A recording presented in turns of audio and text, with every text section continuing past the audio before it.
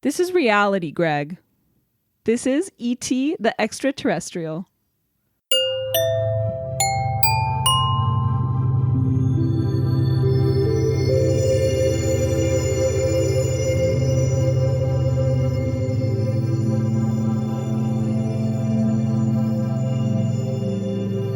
Hey everybody, welcome to Seen and Heard. Welcome, welcome, welcome.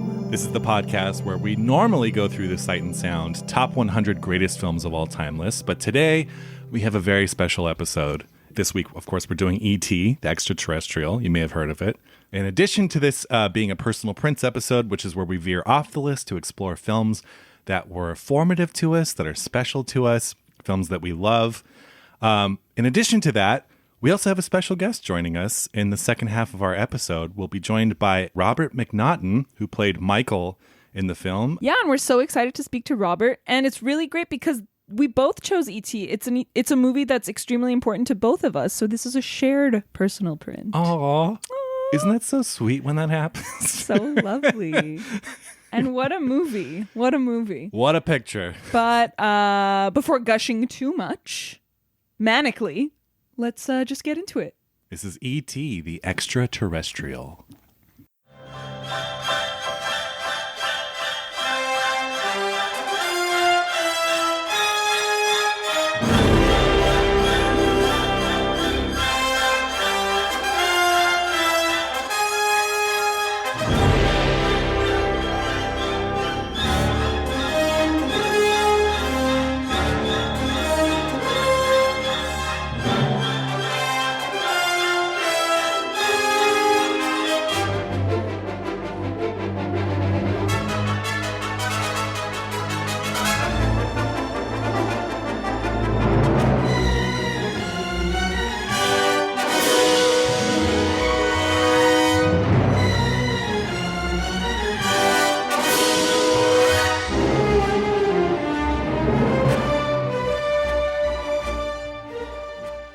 E.T. the Extra-Terrestrial was released in 1982.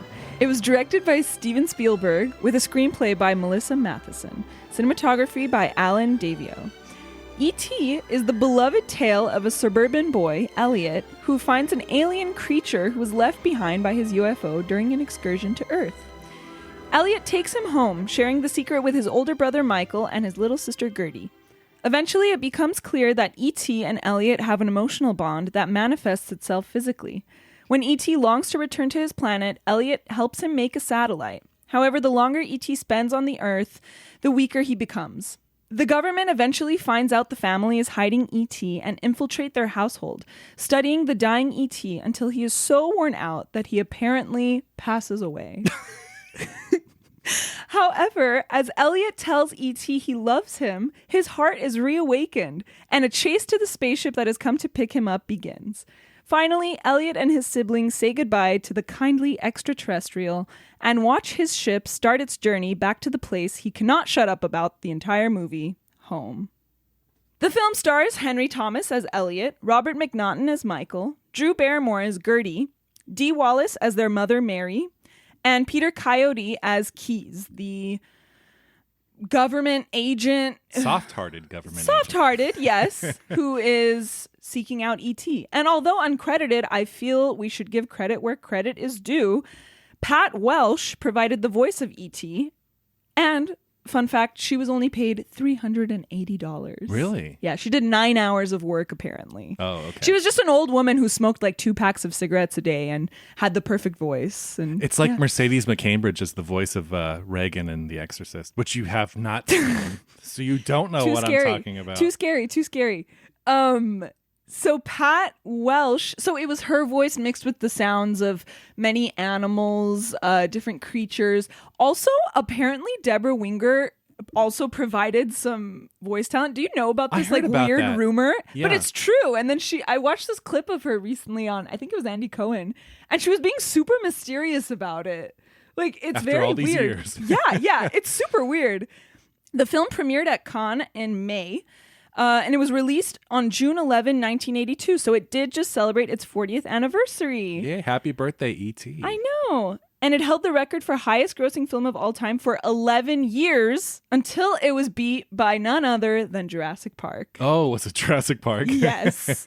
And I'm not sure how long Jurassic Park held the record, but E.T. held it for 11 years. There was a re-release in 2002 for the 20th anniversary, and it included this extended version was created for the occasion. And Steven Spielberg was able to modify certain shots with CGI. He included some deleted scenes. The guns in the end of the government agents were replaced with walkie-talkies. Yeah. The terrorist line changes to something more PG. The line where Michael says he's dressing up as a terrorist. Yeah. God, what did it change to? Did you ever see that version? So I'll get into it.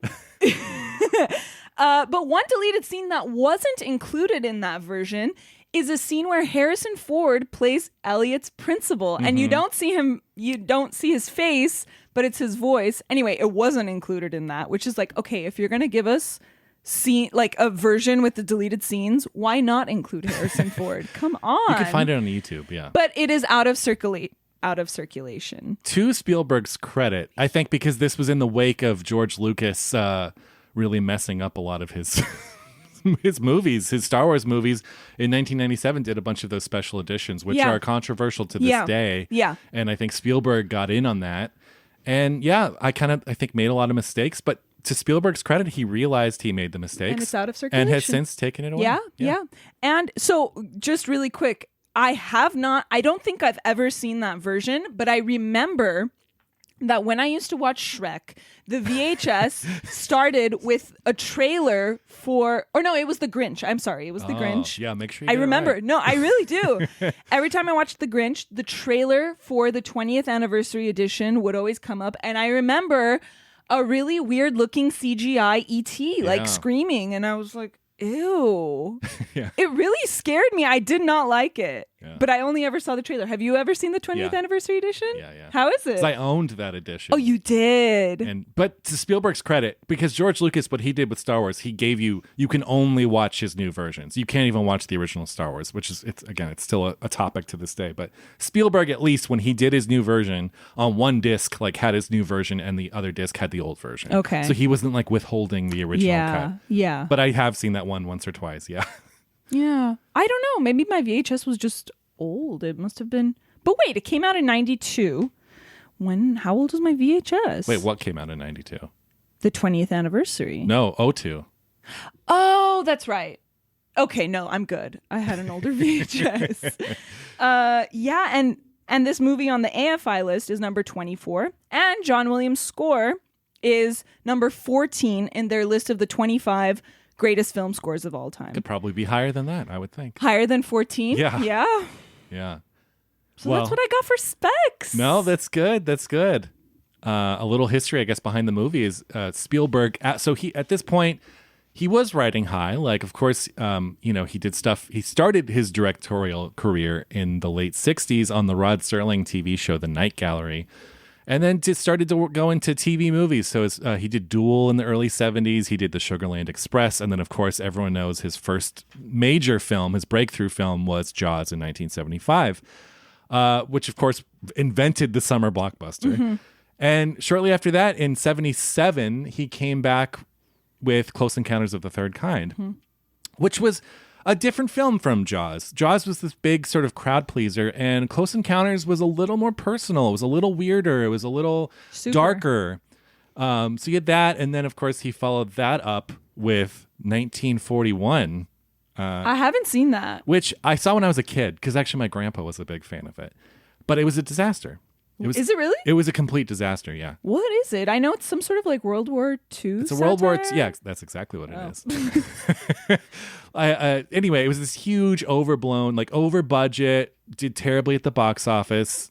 No one thought it was that particularly funny. So it was a huge crash and burn for Spielberg. So just after that, in 1981, Spielberg made a little movie, maybe you've heard of it, called Raiders of the Lost Ark, which was intended to get himself back on track because it was a cheap movie that he could make very quickly. Whereas with Close Encounters in 1941, he spent a lot of time and effort, and they were very painstakingly made. with Raiders of the Lost Ark, it was a run and gun thing, and it was a smaller budget than the last couple movies. And do you know what the budget was? I don't know the exact budget, but it was considerably smaller.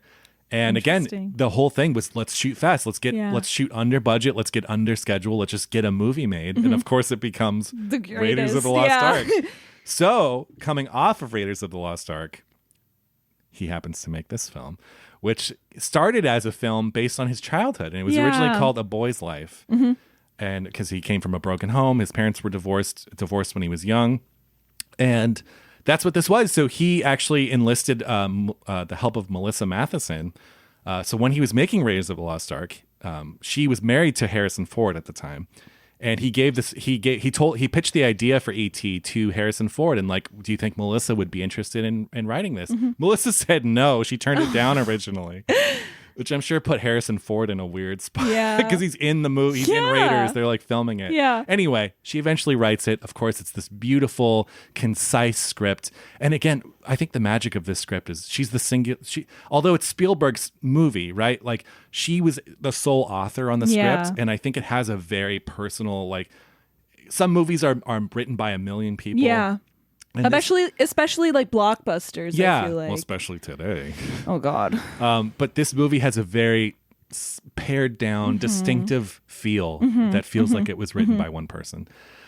So that's how it came about, and of course, it was a huge success. I don't need to tell you. Isn't it so weird that it's so different from Close Encounters? Oh yeah. Like, so different. Well, I think that's the key to it. Of course. Okay, so before we get too deep into this, right. By the way, do you want to know the other Steven Spielberg movies that are on the AFI list? Is it Raiders? I will tell you. It is Jaws. E.T. Actually, Sorry, I'm getting ahead of myself. It is E.T., Schindler, Jaws, Raiders of the Lost Ark, and Saving Private Ryan. But Close Encounters used to be in place of Saving Private Ryan. It was replaced with Saving Private Ryan. I don't know why. Oh, wow. Okay. I know. Okay. Anyway, those were the movies. What are your initial thoughts? Initial thoughts. So, who knows the first time I saw this movie? I know! So I can't give you a pure initial thoughts. You can't give me little Greg's initial thoughts the first time he saw it? I don't remember the first time. I do know my parents' first date was to see this movie. How when it cute. Came out. I mean, they're no longer together, but oh no! It's I mean, look, I'll say this. When I was a kid, we had this on VHS. It was too powerful for me. Yeah, it is. Because it is very powerful, and it's both like euphoric and really tragic. And as a kid, I like almost couldn't handle. And scary. Yeah, and scary. But like I couldn't quite handle it as a kid. Like I liked it and we'd watch it occasionally, but it was just like too powerful. That's so interesting. Me too. It wasn't like The Grinch or Shrek that I would just watch on repeat, because I knew, even when you're young, you know that this is something deep. Anyway. Yeah, exactly. It is. No, there's real emotion in here. And there's heartbreak. And so as a kid, this wasn't on repeat, but I really respected the movie, but it did kind of scare me and it did overwhelm me. So it wasn't until I was teens probably that I probably hadn't seen it in 10 years, and I put it on and I was like, whoa. I'd seen some movies at this point. I'd seen some, I'd gone outside. I'd started watching international movies and stuff. And I came back around to E.T. and the first thing I thought was I was completely bowled over by what a monumental work it is, I think, and how no blockbusters feel like this. Like, it's tender, it's patient, it's small in scale, it's really deeply felt. Like, I think most modern blockbusters would be afraid to like pace themselves this slowly. They'd be afraid that people would lose interest. Of course. So yeah, when I was a teenager and I rewatched it, I was completely blown away by it. And of course, I mean some of the most natural child acting you've ever seen in a movie. It's incredible. And also the John Williams score, which is truly, I mean, you can say this about, sometimes we might have said this before, but this is truly like one of the top 5 movie scores easily ever, for me, because it is the film and it does elevate the film to like opera. And especially that final I'm getting chills. Yeah, I'm not kidding. The music does so much. And of course, like throughout the whole film, but especially in the climactic bike chase, I mean, it's operatic. It is. It is. It's unlike anything. I mean, talk about the perfect union of sight and sound. Exactly. That's it. And it's funny. I mean, Spielberg and John Williams were such a team at this point, and they have been for most of their careers. But the year, again, I'm going to probably bring up Raiders too much, but Raiders the year before this, also had these operatic sequences. Like there's a famous truck chase in the desert in that scene, which I still think is like the greatest action scene of all time. But again, it becomes operatic with John Williams' score. It's like a movement. Yeah. And it's not just like music peppered in there to like spice it up. Like it is opera. Jurassic Park too. Yeah, Jurassic Park, absolutely. So, I mean, what can I say about this now? It's a masterpiece. And again, it's just one of those beautiful movies that bridges the gap between, like, it's kind of an art film.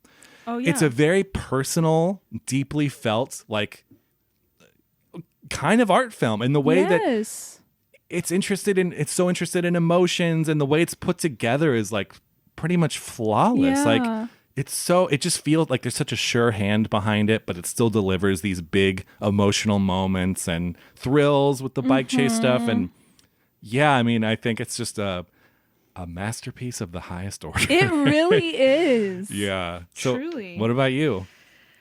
My initial thoughts are really hard to describe because, again, like you, I don't know what little me thought when I first watched it. But it's similar to you. When I was a kid, it was the final frontier for me. Like anything more was too scary. Like it was that one. It was a very special watch. It wasn't on repeat. Yeah. But right now, I will say, like, I watched it when the pandemic started. My mom and my brother and I watched it. And I hadn't seen it for years, and it was so great. But this last time that I watched it just a few days ago, I wanted it to be a family movie night, but everyone was busy. And I realized when I pressed play, I was like, wow, this is my first time watching E.T. alone. And it made me so sad. It made everything more sad. I was 10 times as emotional. And I can't tell if I liked it or not. I can't tell if I liked the experience of watching it alone. I don't think I did. I think at the end it made me so sad. So that's interesting. That's something to say about the movie. It's like, and I'm not like that. I can watch any movie alone. But just something about this, watching it alone, made me extremely lonely. Extremely lonely. Yeah. But you get that big emotional payoff at the end. Like it's of course. No, the movie is a 10 out of 10 masterpiece. Yeah. Obviously. But I'm just saying something about watching it alone is very lonely and sad. And it was my first time, And we talk about this a lot. Like my parents were really strict. I wasn't allowed to watch PG-13 movies, R movies. I was strictly allowed to watch kids movies.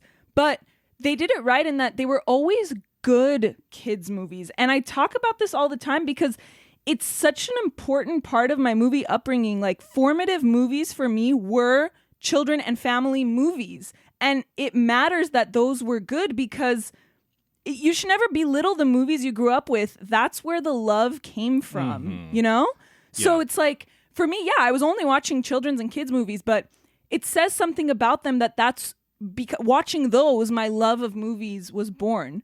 Yeah. And this is definitely like at the top of the list of like good family movies. Yeah. I talked about Spirit in our Wild Bunch episode. Like I talk about Shrek all the time, Sound of Music, the original Charlotte's Web. A few months ago, I had this like resurgence of passion for the original 70s cartoon Charlotte's Web. Because they don't make children's movies like that anymore. And what kind of filmmakers are the children's movies that kids are watching now? What kind of filmmakers are those going to create? I thought about that. I prefer the term family film because something like all those you just mentioned, it's literally for everyone. Yes, they're like high a children's concept, movie is like Babe. Minions. Babe. I also wanted to throw in there Babe because that was huge for me. Yeah. But it's so nice to think about that many of those are masterpieces. Like it's, yes. I loved it. And, wait, let me rewind a bit.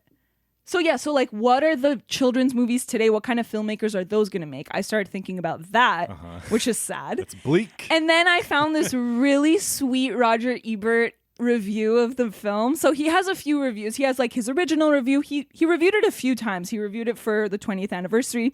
And then I found another one on his website that is written as a letter to his grandkids. And it's about the first time that he watched it with them. It's like, I came over last weekend and we put on E.T. and you were saying this and you were saying that. And like, but it's written as a review. It's really sweet. You should read it. It's really, really sweet. Here's what he said. I love this quote.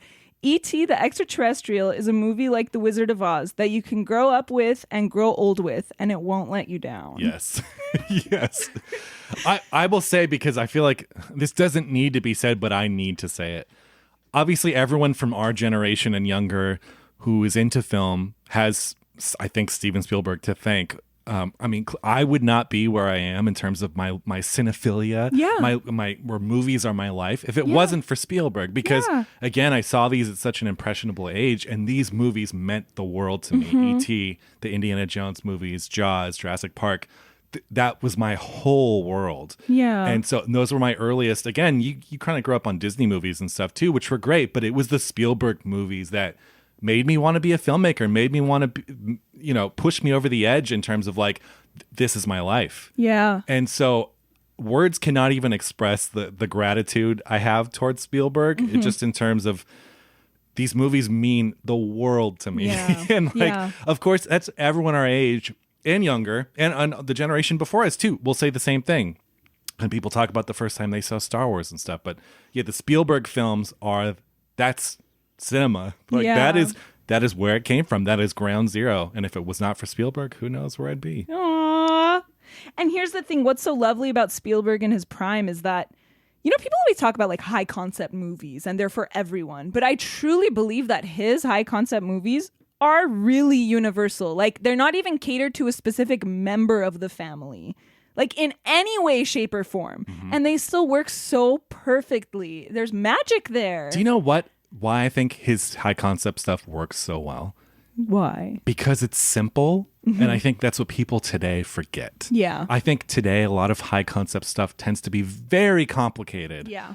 And you kind of get lost in that. Yeah. Or like overly mysterious or something. And Spielberg just, again, it's perfectly evident in something like E.T., where it's just like, it's a simple story. Yeah. You get involved in the characters. So that's my first point really, is that the structure at the heart of the movie is key to the success of the entire movie. It's beautiful. It is. It really is. Like, let's make a sci-fi movie about kids. Let's make a sci-fi movie about real people, and not quite even people, like real kids, and how they interact and how they talk to each other and how the baby is going to blabber no matter what. Like, she's going to tell mom, and how the older brother plays Dungeons and Dragons with his friends and they bully the younger one. Like, it's so real and it's so simple. Yeah. Well, it's evident in the film's first frames that you are under the spell of a master, because the opening forest shots, it's just, again, the pacing, the way that they're shot, the score, like it's so evident from the first minute that this is like. And you know what amazing. I love? I even love before we cut to the forest, because it's like ominous noises and it says E.T. and you're kind of scared, but then it changes to the forest and it's John Williams and it's beautiful. So it's, from the start, it's showing you that this is going to be like kind of scary, but also lovely. Yes. Yes. It's just a big warm hug of a movie. And I think there are so few movies that do this so well. It is, but also the fear is important. Right. Of course. It is so important to the movie. And we talk about it, right? Greg and I have talked about how we want our kids to be kind of scared. It's good for you. It's good for you. Yes. Were you scared as a child? Yes. I was too. He's weird looking. Yes. He is. Yeah. But E.T. didn't terrify me. Like, I have some friends who now still can't watch E.T. because it like brings up some childhood fear that they had some deep-seated thing. I wasn't that afraid of E.T., but like, of course, you're supposed to be a little scared. He's so alien. He's scary only when he screams. Like, when I was a child, I couldn't watch like that moment in the fort when he discovers him. That was like really scary. In the wheat field. When they both scream and I just like covered my ears and I'm like, no. Like, yeah. But it's important to the movie. It's not a wheat field. It's like some reeds. Yeah, exactly. But really, the adults are the villains if you think about it. And here's the thing. Except Mom, because she's like central. central. And Keys. Well, no, at the end, he's there watching the spaceship take off. He's rooting for Elliot the whole time. And that whole speech he gives to Elliot at the end, I think, is very sincere. I don't think he's just telling Elliot something he wants to hear to calm him down. I think when he says, like, I'm glad he found you, like, that makes me want to cry. That was really sweet, actually. And he's there at the end when the spaceship's taking off. He's not going after E.T. to, like, bring him back. This might be a good time to talk about the lighting, because I feel like the lighting really helps with the fear factor. Okay. Yes. So interestingly about this movie, Spielberg has said this before where like you shouldn't feel the cinematography of a movie. Well, not that you shouldn't feel it, but you shouldn't be aware of a film's cinematography because he thinks then you get caught up in the look of the movie and you're not invested in it. I think so. That's true in Jaws. That's true in Close Encounters. That's true in the Indiana Jones movies. I think in the case of this, he's almost breaking his own rules because it has a very dreamlike, composed look to it. But I think it serves the movie really well. Yeah, it creates mystery. I mean, I love all the lamps in his room and even the swinging lamp the first time he brings him home. It's all great. The soft lights and when the closet. Come on. Oh my God. It's just such a warm looking film. But going back to like really like the heart of the story and the fact that it is in the perspective of the kids and the alien, like it's brilliant. It's like, let's have that small structure, and on top of it, let's not break the perspective of the people whose movie this is. Yeah.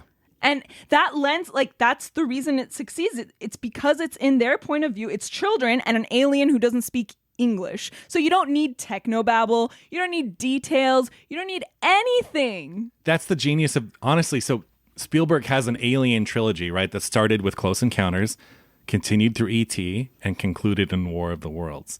Each movie's a completely different take, and each film, the protagonist is an everyman.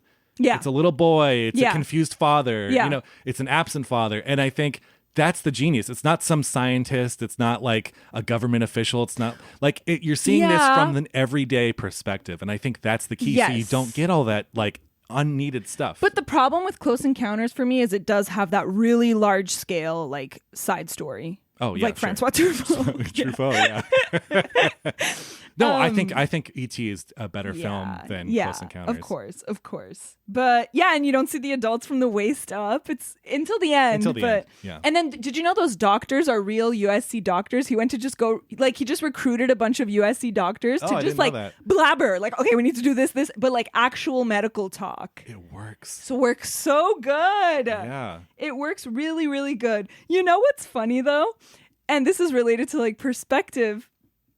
I didn't realize until this time around how ridiculous it is that like two guys in full-on astronaut gear break into their home. Well, it makes it so much more cinematic, doesn't it? Why are they in astronaut suits? They're on Earth. Because they don't know what they're in. I don't know. Why aren't they just like hazmat suits? I don't know. Yeah. Why are they wearing astronaut suits? Why don't they give the family protective gear after they've infiltrated their home? Like the family's the only one without like masks on. So here's my kind Which of is answer fine. to that question. I'm not mad at it. It's just like it is that like childhood mystery thing. Yes, this is my take on this, and I think this is kind of true for most Spielberg stuff. He doesn't cut on logic. He cuts on emotion. Yes. And I think, again, because this is a film from the perspective of children, they're just these bigger than life figures. And exactly. It makes it more poetic. Exactly. Honestly. Yeah. It does. And another one, like you said, he cuts on emotion. Like when Elliot comes home after Halloween and he's sick and she closes the door and he's just there. Oh and she's my like, God. Elliot. Yeah. After the cops have been looking for him, like, how did they not hear him come in the house? Yeah. But again, it's cinematic. It's great. Exactly. It works. Of course. I'm not complaining. Like, how did E.T. know how to open a beer can? It doesn't matter. It doesn't matter. Yeah, exactly. How did E.T. learn how to talk so fast? Again, it doesn't matter. Yeah, he's watching TV. Again, it's like not a. If you were to go through this, you're like one of those grumpy guys who like were like, that doesn't make any sense. You mean one of the letterboxed people? Yeah. Then sure, you could pick out a million things, but again, you're missing the point of the film. I agree. It's a fairy tale. I agree. And the fact that it's in their perspective, it's more wonder, more danger, more mystery, just by the fact that it's I could especially see someone having a problem with the scene where Elliot's at school and he reenacts. Quiet Man? He reenacts. Yeah. Wait, is that the Quiet Man? Yeah. With John Wayne? Yeah. Oh shoot. The windy door. He opens Oh, you're right. I don't know why I didn't even make that connection. Yeah. Yeah, but it's just like, does that make any sense? No. But like, it's a great moment. You know that's what? Perfect. That's all you need. Yeah, but you know what I realized this time around that was really sweet? So like that moment, right? They're about to dissect frogs, and Elliot decides to save all the frogs, but it always like confused me a little bit. I didn't care, but it was just like, okay, they're connected. He's talking to him somehow. But really, like E.T. tells Elliot to save the frogs because he feels how sad Elliot is about the frogs. I never noticed that until this time around. Isn't that great? Yeah, and Elliot is such a sweetheart, and I love how his dog sleeps on his bottom bunk. Like, Harvey. that just tells you everything you need to know about him. He's lonely. He wants companionship. He loves, like, creatures. It's so Well, does Michael not sleep on the bottom bunk? That's Harvey's bunk, it seemed like. Or does Michael have his own room? There's no pillows. Yeah, I think Michael has his own room. I don't know. No, Greg, there's no pillows, and there's a photo of Harvey, and he's just laying on the bed. It seems like it's his bed. But wait, that seems... I don't know. It seems like, because again, kids would share, the boys would share a room, because the boys have a room and then Gertie has a room. And they have that you're right. I adjoining didn't think closet. about that. I love that closet so much. Yeah, I don't know. It could just be Harvey's bunk. I don't know. I think it's Harvey's bunk. It's all just too cute. This movie's just too cute. Hearts that light up. Come on. Oh it's just too much. Their connection, their like love for each other. That's a great narrative decision, by the way. You know what? I mean, it's a movie about empathy. That's it. Yeah. It's feeling someone else's feelings. A stranger who, instead of being afraid, you just feel that what they're feeling. And only a child could have picked up E.T. and done that. Like Keith says, I'm glad you found him. Like, only a child could do that because they're so pure. I know. It's too much. I know. It's so funny because child actors are so hit and miss. Like, a lot of movies have child performances which are not great, or they're like fine. But again, this film, it's just on another level. And again, you've probably seen the audition tape for Henry Thomas. Oh my God, this, right? yeah. Of how it just it's like the gold standard. It's wild. I mean, they're just so natural from the first scene. So natural. And it's just wild. Like, you and, believe them. I'm they're really real. excited to talk to Robert because I can't wait to hear what it was like for them to like bond and get to know each other, because they really feel like siblings. And Drew is so great. I don't think people talk about Drew enough. I think they do. I mean, she's amazing. Yeah, I mean, she's so good. Her intuition's incredible. Yeah. Like talking with her mouth full and just like, oh, where's Mexico? I particularly love the way she delivers the line where she's watching the TV. I don't know what show it is. I don't know if it's like Schoolhouse Rock or what. I think it's just like an educational show. The spelling one. Oh, yeah. And then E.T. says B, and she literally just looks at him and she's like, you said B. But she says it so naturally. Yeah. It freaks me out. And cute. But B is for boy, with a baseball and bat, who with one mighty blow knocks everything flat. You said B. Good. And so cute. How about how she calls the mom Mary? I know. Well, they all call her Mary. Yeah. Yeah, and that's another thing that's super real. I was talking a little bit about how they're just so real and they feel so real and they're such a real family. Like telling your mom at the point that it becomes like really scary, the way that they tell mom, like that just feels so natural. Like she's coming up the stairs and he's like, come on, mom. Like, I really need to show you something. Like, it's just. And Dee Wallace has a lot to do here too, because again, that role could have just been sidelined. She's the mom, she's the authority figure, but no. And again, she's like oblivious for a lot of the movie that E.T. is but there. Not for no reason. She's going through it. She's going through a really traumatic breakup. Mm-hmm. It seems, it's and fresh. That's why she's so like oblivious. It's not just because she's a bad mom. Yeah, she's not. Yeah. And she has 3 kids, and she's a single mother. Yeah. You know what's so interesting? I always found it funny the way that she reacts to, pardon my language, penis breath. Oh my God. Maybe you just probably imagined it. I couldn't have imagined it. Maybe it was a pervert or deformed kid or something. A deformed kid. Maybe an elf or a leprechaun. It was nothing like that, penis breath. Elliot! Sit down. Yeah, that's amazing. She laughs. Yeah. Like she doesn't even get mad. That's and a that great always call. freaked me out. I was like, whoa. Like, my mom would kill me. Talk about one of the best lines in the movie. Yeah. Yeah. So I get a laugh every time. It's like always funny. Yeah. I think too what's so key about her is the way that Spielberg focuses on her in these tiny moments. Like, yeah, sure, a lot of the time, beautiful tiny moments. like when it's Halloween time and she comes home and she's using her like wand and her costume to put out the candles. What about the moment where she gets up off the table after learning Dad is in Mexico with Sally? Yes. It's just her from behind in a dark corner. Yes. It's great. That whole scene, the dynamic between the three kids is amazing. It really And is. the way that Michael too tells Elliot off of like, why don't you think of someone else for a change? Like, it's just so good. And it just feels so real. Peter Pan, when she's reading them, Oh my Peter God, Pan. yeah, Peter That's Pan. another great moment. Yeah. It's funny because he would make Hook after this. He would make Hook, yeah. You know, I love Hook. Yeah, it gets a lot of hate. People, I don't get it. Yeah. I've always loved it. I think even he doesn't really like it. Spielberg's like, I kind of messed up. That's sad. I don't think it's a mess up. No, I like it. I watched it a lot. In fact, I might have watched it more than E.T. because E.T. was so scary. Right. Yeah. E.T. was more emotionally taxing. It was. I have a friend who is completely obsessed with E.T. He's probably the biggest E.T. fan in the world. And he has all these cool little props from the movie. Like he has, remember in the beginning when they're showing the spaceship and there's like those little translucent mushrooms? Yeah. Like he has one of those. Like Where did he screen get it? used from an auction or something. How funny. But yeah, he has all these little bits and pieces. But yeah, he is, as we opened this episode with This Is Reality, Greg, it's a line I hear a lot from him to me. It's just classic. Don't you love the moment where this is another good like young actor moment when Elliot is like showing E.T. all the stuff in his room? Oh my God. It's so natural. He's just like manic. He's like, okay, these are the fish. This is a shark, and nothing eats a shark. And then he's showing him his action figures and Look, fish. The fish eat the fish food, and the shark eats the fish. But nobody eats a shark. See, this is Pez, candy. See, you eat it.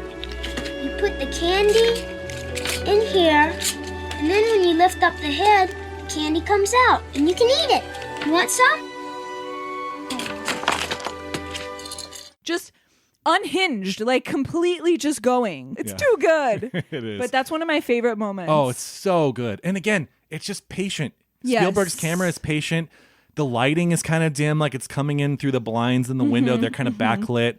It's very shadowy. I think a lot of other filmmakers would have been like, "Oh, you can't really see what's happening here. Let's brighten up this scene." Yeah. Spielberg, again, the right call. It just gives it this mystical quality. Yeah. Real life quality too. Yeah. You know, kids' Yeah. bedrooms aren't always perfectly lit. Yeah. And they're this is an amazing messy. scene.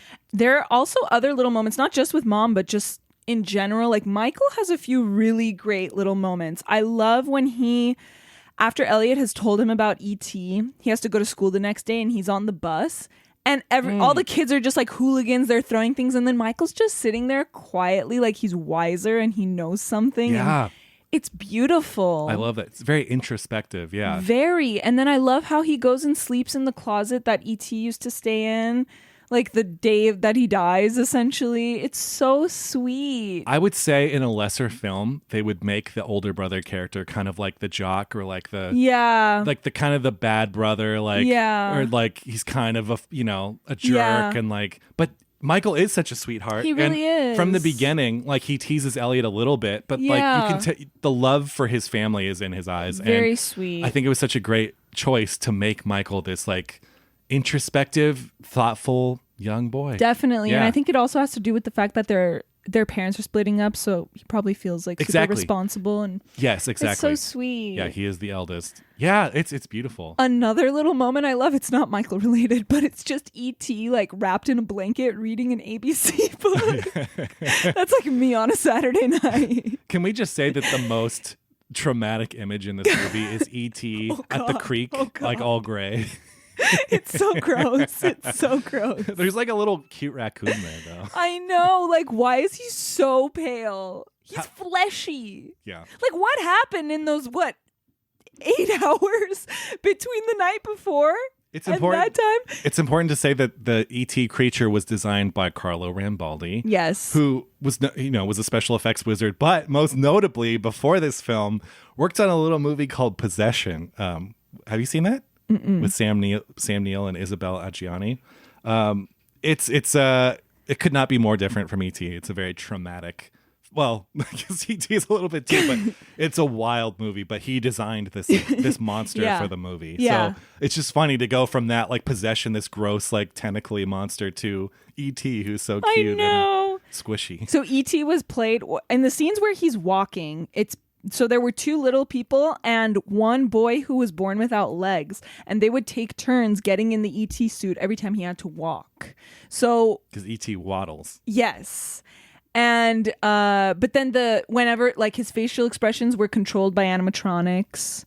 And that's another thing I'm looking forward to talking to Robert about. Yeah, me too.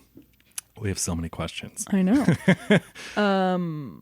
So before doing this episode, I did watch a 4K version of the E.T. Adventure Ride. Oh my God. So I think I was really young when that closed. I don't know. I must have gone on it, but I really don't remember I it. want to say it closed anywhere between 04 and 07, somewhere in there. I don't think it was 07. Because I think the first time I went to Universal Studios was 2002 or 4, and it was already The Mummy. Anyway. I loved that E.T. ride at Universal Studios. Watched it. It's still open in Florida, and that is actually the original one. So I watched this 4K version of it, and it looks great. It was so good. It looks so good. It looks like Alice's Adventures in Wonderland, but E.T. Yeah, and it has like the Peter Pan ride system. So the track is on the ceiling. You're suspended on this bike from the ceiling. It looks incredible. Yeah, it was really magical. I remember going on it as a kid. And of course, the line was this indoor redwood forest. It's still like that. And then, of course, you write your name on a card before you get on the ride. And I at the saw end, it. E.T. says your name. It was so good. What was cool about the ride, too, is you went to E.T.'s planet. Yeah.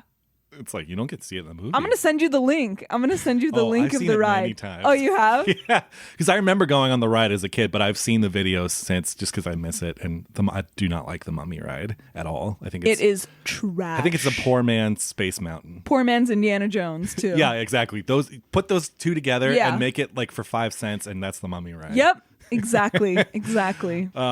But yeah, the E.T. ride was so good. So, funnily enough, there's a novel. There was a novelization of E.T. Yes. And a sequel. And in the sequel, you go to the Green Planet. Mm-hmm. So I think that's what they based the ride off of. Yeah. So my friend Brian, who is the E.T. fanatic, knows all about it. And apparently, they almost made a second movie, or like there were I'm talks. glad they didn't.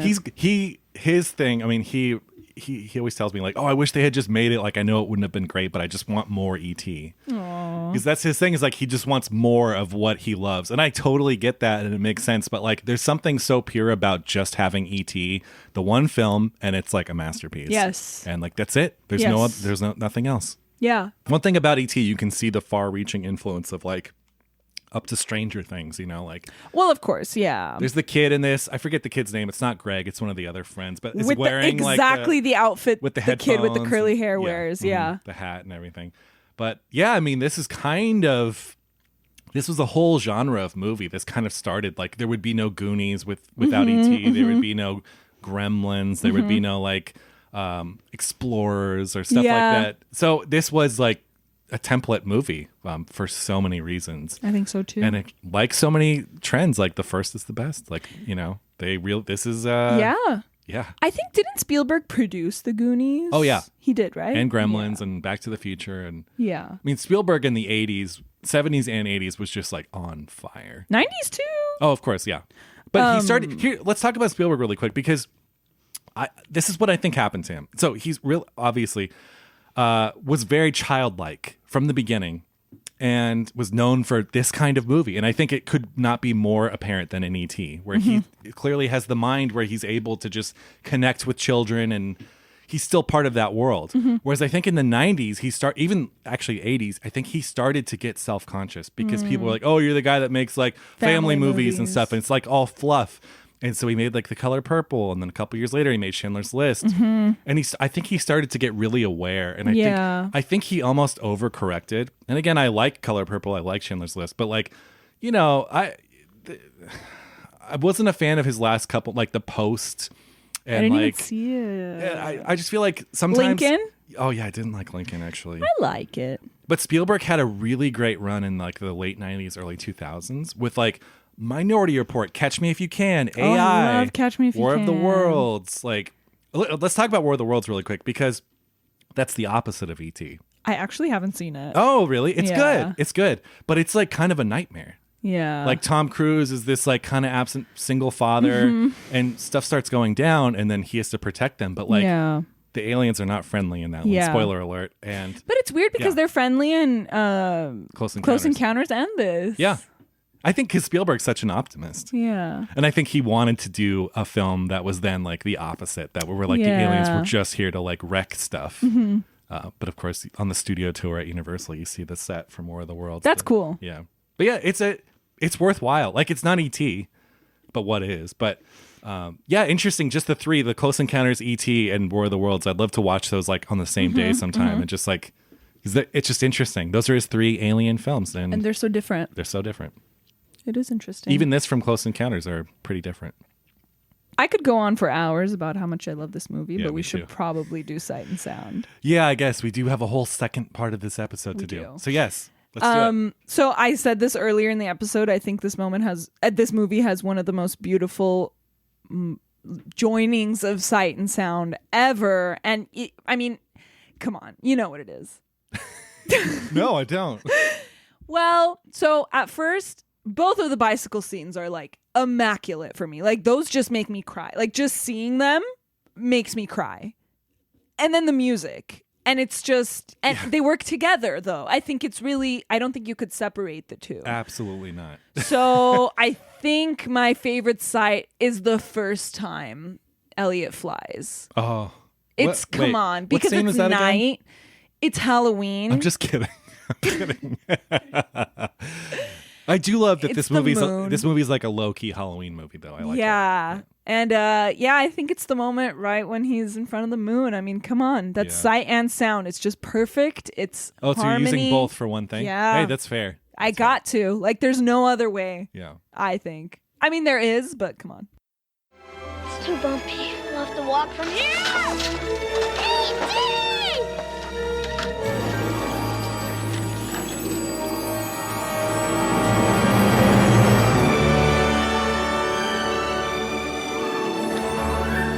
Not so high! Not so high!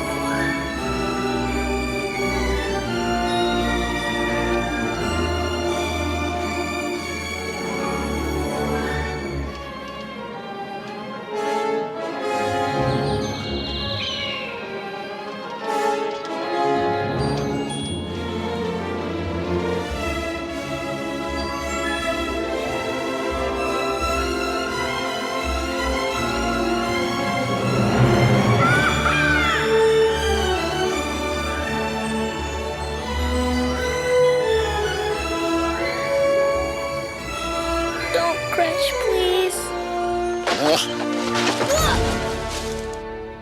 It is Sight and Sound, the movie. Yes. Yes.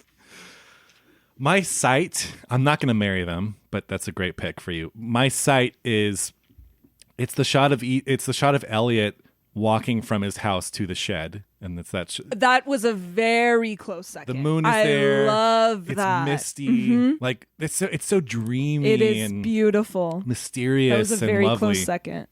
And then my favorite sound is this line from Drew Barrymore. Come on, hurry up.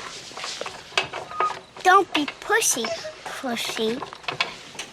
I love it. I love it. Yeah, that's a great line. Yeah, she's just. It's like that's how kids talk. It's like, how kids talk. Yes, It's great. I know.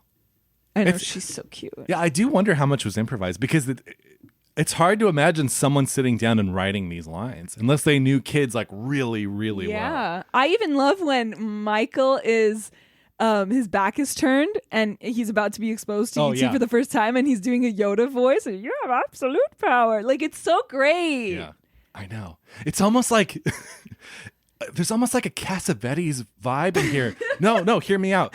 In the way that people are, Hot take. There's a lot of just like chatter, like especially the introductory scene where they're playing D&D. Like there's a lot of overlapping chatter, almost like an Altman film. Yeah. And it's like, Oh, yeah. it's just like, and it's all really natural, and it's all this like just really great character stuff. It's just, yeah. Yeah, and you know what's interesting, actually? I feel like there's a lot of that Cassavetes vibe in Close Encounters. Like, the yelling. Yeah. When that night that he is like basically losing his mind and is in the shower, and his wife is trying to get him out of there, and they're screaming at each other, and then the kids come in and they're screaming, and it is. Yeah. Honestly. I mean, different movie, but no, it's the same. it's just interesting. Yeah. No, Spielberg is so great at those like family scenes, like a family dynamic. I think there is actually no one who did that better than Spielberg. Yeah. Jaws. Yeah. Jaws has that really cute moment where the son is like imitating Making him. the faces. Yeah. Yep. Uh-huh. Amazing. Yeah. Should we get into Pauline Kael? Let's do it. All right. I have bad news for you, Jackie. Really? No, I'm just kidding. Oh, well, I don't know. She's wild. She could go anyway. She's a wild card. So this is Pauline Kael's 1982 review of E.T., the Extra-Terrestrial. Just a few snippets here because it is long. She says, Steven Spielberg's E.T., the Extra-Terrestrial envelops you in the way that his Close Encounters of the Third Kind did. It's a dream of a movie, a bliss out.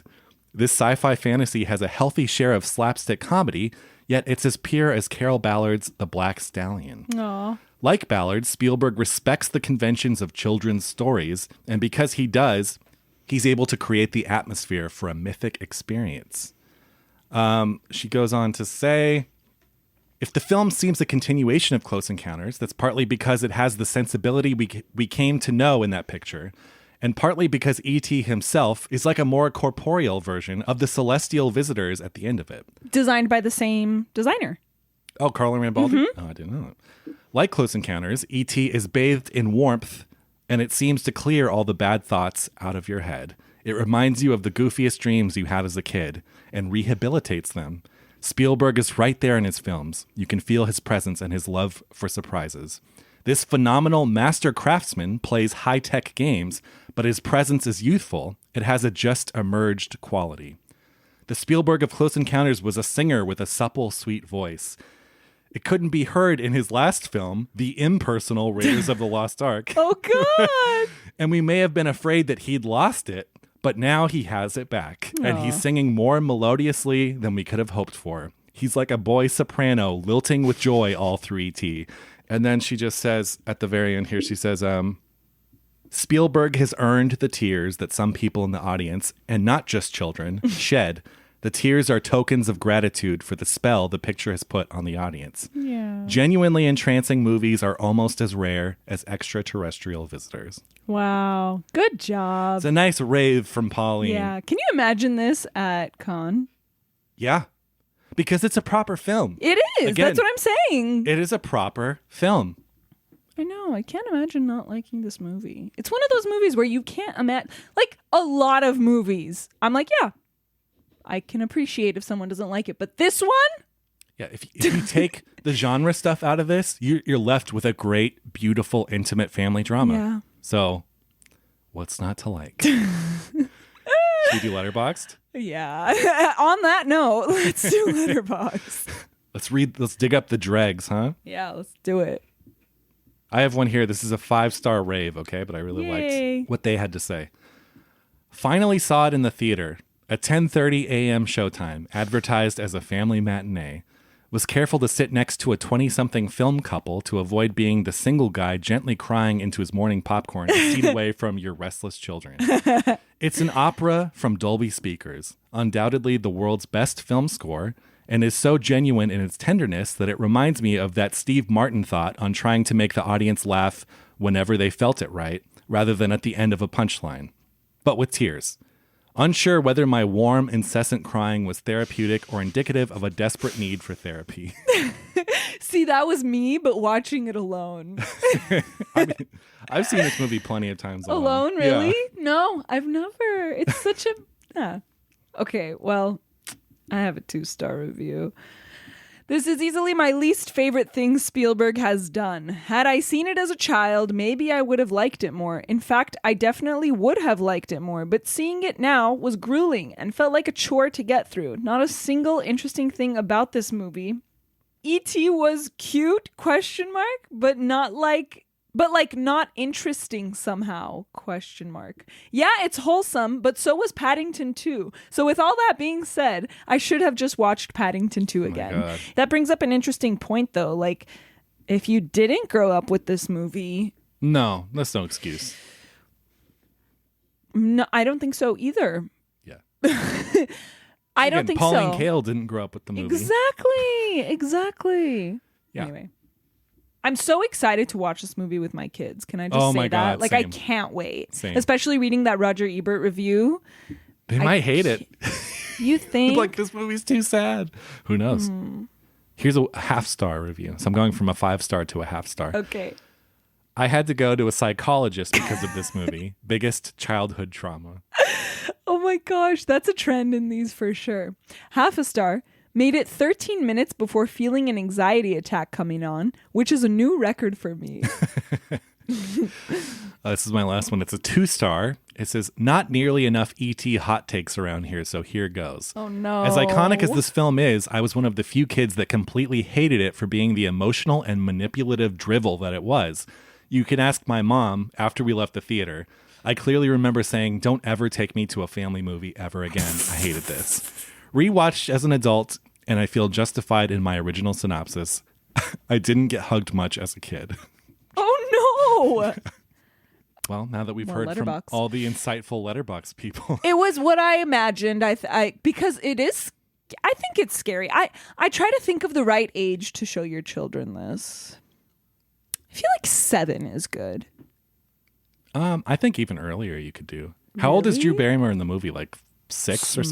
Small. Maybe 5. I'd say that's a fine age, I think. I know. Too No? scary. I don't. Again, it's good for kids to be I scared. think so too, but I don't want to traumatize them like that Letterboxd review I just read, and then they'll hate the movie. Anyway, now we are very excited to move on to the interview portion of this episode, and we will be talking to Robert Macnaughton, who plays Michael in the film. Very exciting.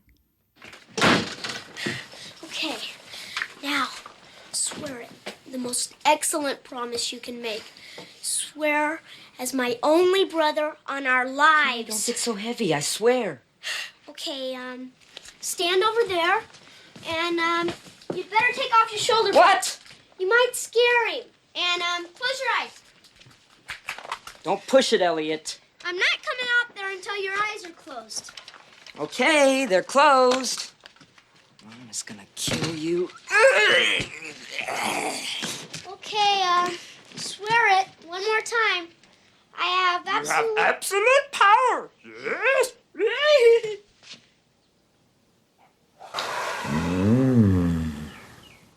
All right. Well, yeah, we're happy to welcome Robert Macnaughton to the podcast, who plays Michael in the film. Hi, Robert. Thanks for joining us. Hey, Hi, Robert. guys. Hey. Hi. How are Thanks you? so much. Good. Yeah, I'm glad to be on. Well, we're so glad to have you on. We're so excited to ask you these questions, these enduring mysteries about the film, questions we've asked ourselves forever. And yeah, we're really excited to get into it. It's funny because it's like, I mean, apart from the, Steven and some of the people that were there every day, I think I'm one of the better people to ask. And then Henry it's sort of vague, because he was 10 years old. So it's sort of like those memories you have from when you were 10 that, you kind of remember them, but they're not real. But then sometimes he'll surprise me because he'll have a real good memory of something that I don't remember. But Yeah. for the most part, I have the clearest memory of the kids. Yeah. And how old were you? When we filmed, it was in late 1981, so I was 14, Wow. and Henry was 10, and I think Drew was 6, Wow. going on 7. So, Robert, I know you're a big cinephile. We've talked briefly in the past about films, especially movies from the 70s, which is a gold mine of. That's my favorite era. Yeah, same here. But so we're there. So are there, first of all, what are your favorite movies? And growing up, what were the ones that made you take notice and want to get into all this craziness? Well, for sure, Close Encounters was, because I was 10 when it came out. I was 10 when Star Wars and Close Encounters both came out. And I forget which one came out first, but I know Star Wars, the day it came out, it was not, it wasn't sold out or anything like that. And I stayed in the theater and I watched it like twice or three times because nobody, they weren't kicking anybody out. Yeah. Close Encounters, I just remember being such a fan of it. It was more of an artistic film to me, more of like an art film, and sort of my introduction to that kind of film. And I remember my dad got me Starlog magazine, which was a science fiction magazine that they had back in the late 70s, early 80s. And it had like Close Encounters on the cover. And I was so happy. I hugged him, which was not rare. I mean, that was rare. That wasn't something I did often. I went up and was so happy. I gave him a hug because I was kind of, already a Star Trek geek. But then, then Close Encounters came along and Star Wars. And so those movies really affected me. But I don't know. I saw some crazy films in the theater when I was that age, when I was in the 70s. One of the first things I ever saw in a drive-in was Enter the Dragon. Oh. My dad took me when I was like 5 or 6 to see Enter the Dragon at the drive-in. Oh, I can only imagine. So, yeah, so I did. And I was lucky because he would take me on trips to New York. So I would see some of the films that were, the older films that were showing, and he would take me to the revival theaters. So I would see like Rebel Without a Cause or Giant or, Wow. Some of the older films. So how did you first get into acting? I did plays, and I was just doing plays in school, at grade school and middle school. And a friend of mine was sort of a little bit ahead of me, and he was going out and auditioning for community theater and dinner theater. And so I sort of, thought that sounded neat. So I went along on the auditions, and, and then it sort of snowballed because I started dinner theater. I started community theater, and then I did dinner theater, and then professional theater. And then, like I said, the work dried up in California. And then I really got successful when I went to New York, and I did off Broadway. And then all of a sudden, all the casting directors and everybody in LA that wouldn't hire me, all of a sudden I was a New York actor. So then they would see me. I see. And we hear that you were drawn by Al Hirschfeld. Is that true? Yeah. I did one play that he saw several of the plays I did, and I was so disappointed because he did draw the plays, but just not me. So I did like a couple plays that he drew, but he drew other people in the cast. I see. And it's funny. He wouldn't necessarily draw the star of the show, or, he'd always like find some little scene that appealed to him, and then he'd draw that.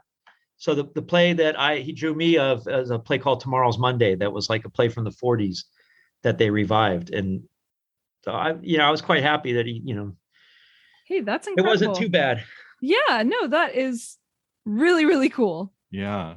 So tell us about, when did you first hear about the audition process, the auditions for ET, and what was that whole process like?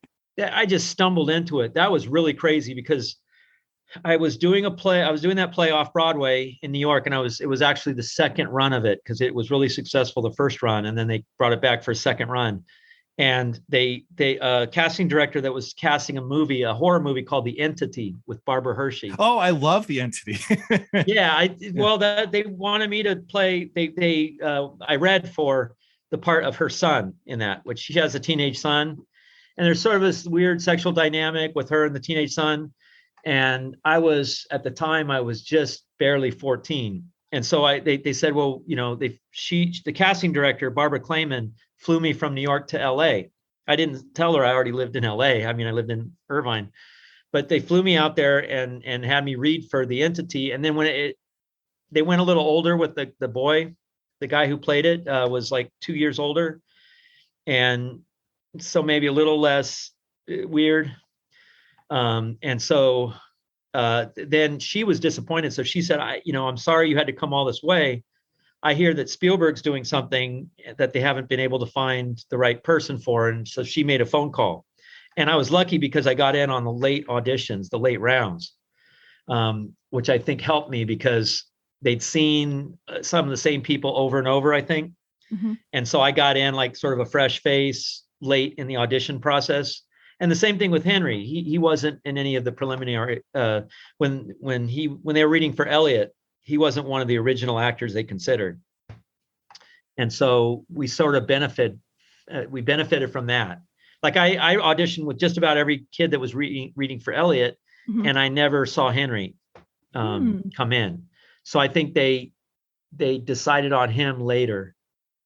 Very From my interesting. understanding, well, there's the audition that's online of him crying. Oh, yes.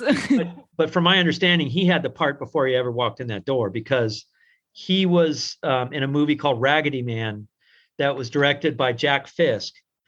And it was a nice little movie, and Henry was really good in it. He was 2 years younger than E.T., so he was 8.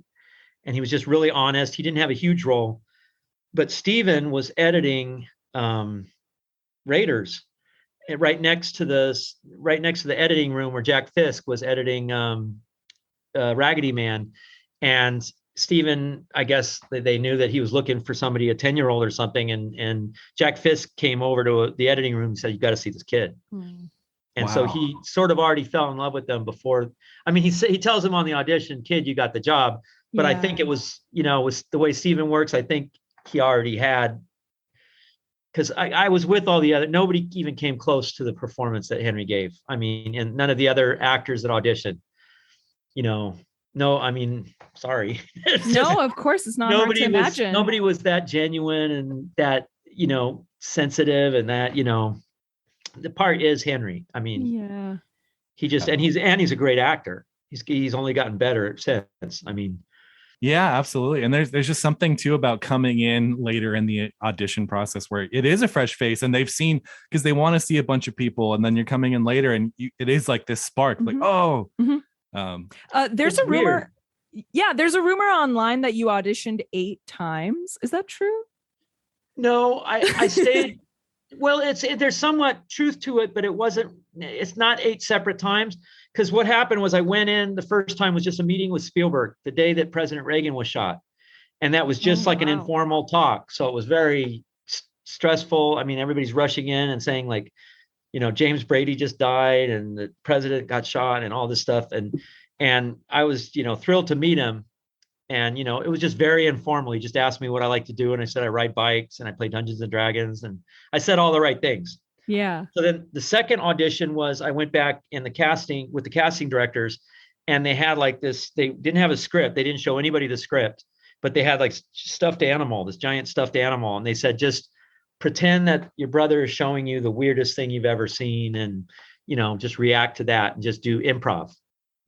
So I did that. So they had me stay and read with all the actors coming in to read for Elliot. So I did audition like 8 or 9 times, but it wasn't my audition. It was like 4 actors that were playing Elliot, and which is always a good thing, because if you're helping them out, it's generally bodes well if they keep you, to help read the other actors. And then the last one was an audition, not really an audition, but we played a game of Dungeons and Dragons at Melissa Matheson's house. And How that was fun. in a time she was living with Harrison Ford. So it was like, I got there early because I was driving up from Irvine. So I got wherever they lived, Coldwater Canyon, or I don't know, somewhere fancy. And I went up there and I got there early, which I thought was a good thing. But Harrison Ford answered the door in a towel, and he was pretty grumpy. He was not like happy that this kid got here like half an hour before the game was supposed to be. And he didn't even know anything about what was supposed to be going on. It was just like, it was them. It was Melissa, Kathy, and Steven watching us play Dungeons and Dragons. Right. And with not only with the other kids reading for the parts, it was like everybody they basically cast, except not Henry, and then also with Harrison Ford's kids, because they were the inspiration for Elliot and Michael's characters. Right. They were the same age. Ben and Willard are his 2 kids. Wow. So what was it like meeting Spielberg for the first time? I was so nervous, and then the nervousness instantly vanished. It's hard to explain. I've seen this happen so many times with so many people where, you get all like, what am I going to say? And you get stage struck, tongue tied or whatever. And then he is enthusiastic and makes you feel very relaxed right away. At least in my opinion, like I saw it happen with Brian. Brian was so excited to meet him. And then pretty soon, it went, we had to ask him, but I'm, like right away, he's whatever he's talking about. Like sometimes you don't know what he's talking about. With me, sometimes when he was directing me, he wanted me to do scenes like from Count of Monte Cristo from, which I had never seen, and he's saying like, Richard Basehart or something, I'm like, I'm 14, it's like, I don't know that. It's not a frame of reference I have, but he gets so excited about, I know I saw an interview with him where he's talking about when he was making Ready Player One, and he was talking to the other actors about witness for the prosecution, about how exciting the opening scene was. And then, the long dolly camera shot in the beginning, and, they haven't seen witness for the prosecution. It's like, but that's how he is. He's like excitable about whatever it is he's excited about. Did you guys rehearse a lot? Because a lot of it seemed, Greg and I were talking when we were doing the episode, which you did right before this. And we were wondering, a lot of the moments feel improvised. They just feel so natural. So we were wondering, how much did you guys rehearse? We did a week before filming started, which was sort of getting acquainted, and also like a little bit of rehearsal, but not a lot. Like just basically we did the two dinner table scenes, because they were kind of long scenes. And, I would rehearse with Henry, like we would run lines and stuff. Like we were hanging out together all the time. So I would run lines with him. We would do our scenes just together, just running lines. But a lot of the improv is sort of Steven kicking out ideas while he was filming. Okay. So, or he would allow us to throw in stuff that our ideas. Mm-hmm. We would run it by Melissa, or you would say like, I want to do it like it was Henry's idea. I do the Yoda voice in the one scene. I was just going to ask about the Yoda voice. That was Henry's idea because at the time there was this radio show called Dr. Demento in California. I guess it was nationwide, and he played novelty songs. And one of the songs he played was this takeoff of the song Lola by the Kinks. But it was Weird Al Yankovic, and he sang Yoda. Oh, yes. Yoda. Mm-hmm. I met him in a swamp down in Dagobah. Mm-hmm. Yoda. And anyway, so I had recorded it because it wasn't a record or anything. It was like he had sent it into the Dr. Demento, and Dr. Demento just played it. And so I had it on a cassette tape, and I played it over and over for Henry, and I was always doing the Yoda impression. So we got to that line, and he says, that sounds like something Yoda would say. You should do it like Yoda. That's great. So, and they were always open to ideas, especially like we'd run it by Melissa, and she would take it to Steven, and then, they might modify the script a little bit so everybody else knew. Was the film shot chronologically? It was when we got to the soundstage. It was, but all the exteriors in the neighborhood, like the bike chase and all the school scene and some of the scenes outside the house, were all shot in the beginning. The first 2 weeks was exteriors, and then once we got on the soundstage, it really was shot. Where we said goodbye to E.T. Not close to the last day of filming, because then there was a week after where we went up to the redwoods and we filmed the forest scenes. Oh, where in the redwoods was that? Was that just northern? It was right on the border of Oregon. It was this little town called Crescent City, California. Oh yeah, I've been there. Okay. Yeah, it was. I couldn't tell you where because they drove us, and people have tried to find the locations, and that's something I can't help with because I have all the call sheets from when we were in the soundstage, but for some reason I don't have any of the call sheets from when we were on location in Oregon, because they just, Northern California, they just drove us to the location. So, that must have been we fun. were kind of holed up in a motel there. Oh, sounds like a blast. It does actually. It was neat. It was neat because we got away for a week, and then the wrap party was up there, which was kind of neat because it was just the family, just the people, the crew, and the people that were working on it had a sort of I remember they gave us lobster. It was the first time I ever had lobster. Wow. Oh, And they had like a big lobster dinner for all the crew at like kind of this outdoor tent thing. Sounds And lovely. it was kind of neat being away from home. And it was kind of like Steven. I remember one time he came by and he was bored, and that never happened, back back at this. He was either in his office or filming, with us. And like he was just sort of kicking around the motel where we were all staying. And Henry and I were playing Dungeons and Dragons. And I was like, it was kind of sad because I was always the dungeon master and Henry was the only player, so so he was playing, and then Steven wanted to join in. Wow. So I rolled him a character, and it was like a really basic level. The Village of Hamlet was like the most basic, the first thing you get when you buy the game is the first module is that. And so, and then like, I remember like very early on, he got killed off. Like I had no control. I rolled the dice and his character got killed by a giant snail. Oh, no. And I was like, oh, this is great. Like I killed off the director, but then I'm, to be honest, now I think about it, he was like happy to leave. he did to have a good excuse. Yeah, exactly. Like he made the effort. He played the game for a little bit, but he was happy to get out of there. Well, that's really sweet, actually. That's a very sweet story. How, in terms of getting performances out of you guys, like, did you have like a special acting coach for children? Like, how hands-on was Steven? What was that process like? Steven, generally with scenes with us, he wasn't necessarily very hands-on. He would just throw out ideas.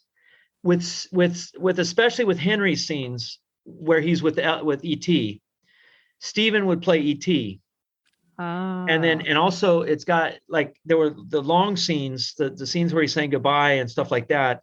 Steven would talk through the scene, and he was not only the voice of E.T., but he was also like, he would be more hands-on in those instances when it was the longer scenes with Henry and E.T.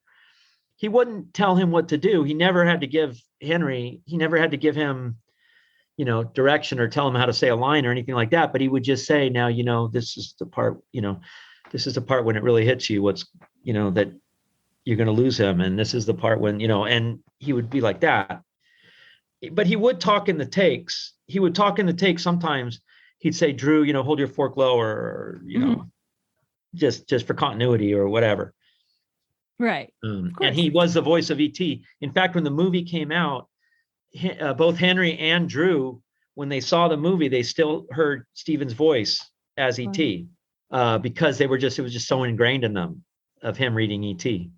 That's great. That was another question we had, actually, was who voiced him on set. So that's incredible. They were unsure. I think they were unsure of who was going to do the voice. And then I think they had several ideas. And then it was like, I think at one point Deborah Winger was going to do it. Yeah, we read about that. He had to read every line. But I think what happened, I don't know, but I think what happened was when we filmed it and when it came out, I think Officer and Gentleman came out and they said, there's no way everybody's going to know her. Everybody's going to know her voice. That is too funny. Her voice is too recognizable. And her voice. I think that's what happened. I don't know. No, nobody ever said anything. And we ran into, I only met the woman that did the voice once. We went to, they had a royal premiere in London. It came out in London 6 months after it came out in the US. And so they had a royal premiere with Princess Diana and Prince Charles. And this woman came up to us at the party, me and Henry and Drew, and she just started talking to us, and it was the voice. She talked like that. Wow.